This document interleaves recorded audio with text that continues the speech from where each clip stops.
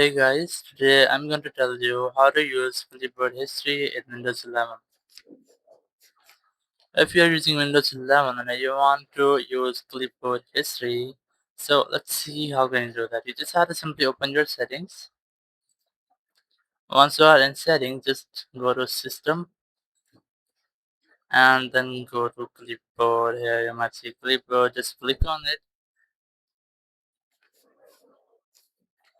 And here you'll see Clipboard History. You just have to enable this from here, or you can also access this by pressing Windows plus V to access Clipboard here.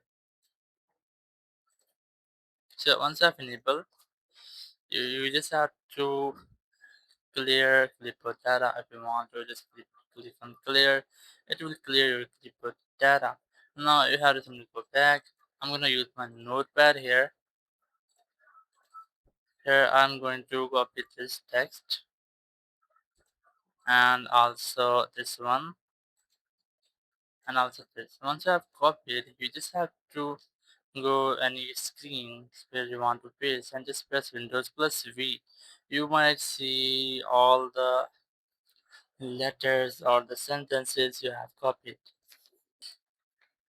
or you can find everything you have copied, like your text, your emojis, your photos. If you have copied any photos, so you might get that here. You can also get GIF from here. So I'm gonna use my clipboard.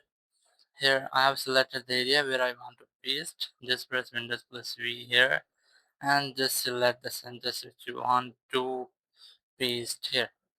So in this way you can easily use Clipboard History in your Windows 11.